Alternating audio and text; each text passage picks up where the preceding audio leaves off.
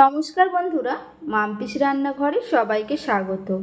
আজকে আমি তালের বড়ার রেসিপি নিয়ে হাজির হয়েছি।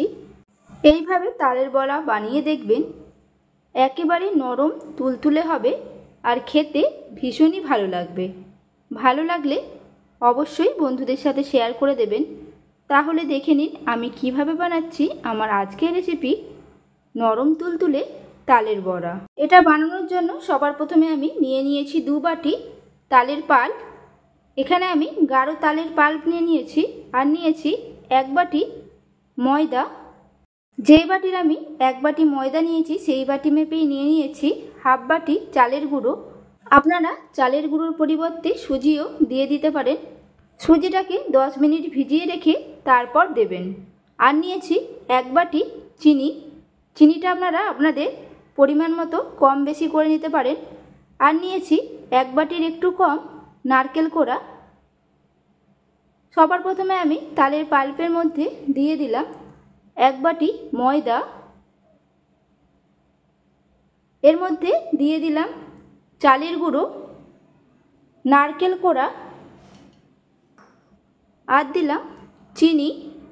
এরপর সব কিছুকে হাতের সাহায্যে খুব ভালোভাবে মিশিয়ে নিতে হবে। দেখুন আমি খুব ভালোভাবে মিশিয়ে নিয়েছি।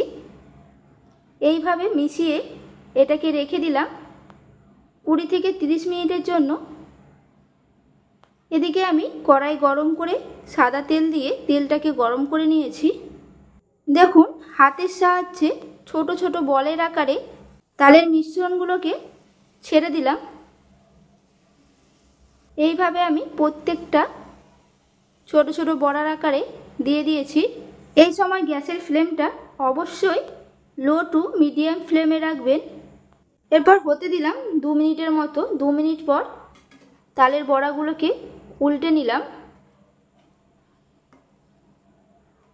উল্টে পাল্টে তালের বড়াগুলোকে লাল লাল করে ভেজে নিয়েছি। দেখুন তালের বড়াগুলো ভাজা হয়ে গেছে। এগুলোকে তুলে নিলাম।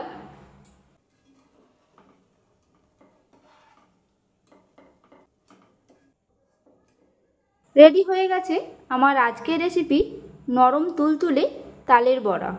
এটি খেতে ভীষণই ভালো লাগে। ভালো লাগলে অবশ্যই বন্ধুদের সাথে শেয়ার করে দেবেন। আর রেসিপিটি আপনাদের কেমন লাগলো অবশ্যই কমেন্টে জানাবেন।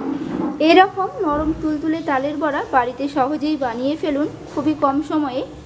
যদি ভালো লেগে থাকে তাহলে একটা লাইক করে দেবেন, বন্ধুদের সাথে শেয়ার করে দেবেন। আর নতুন বন্ধু হয়ে থাকলে আমার চ্যানেলটিকে সাবস্ক্রাইব করার অনুরোধ রইল, পাশে থাকা বেল আইকন সমেত। তাহলে আমি যখনই কোনো নিত্য নতুন রান্নার ভিডিও আপলোড করব সবার প্রথমে আপনাদের ফোনে নোটিফিকেশান চলে যাবে। সুস্থ থাকবেন, ভালো থাকবেন, ধন্যবাদ।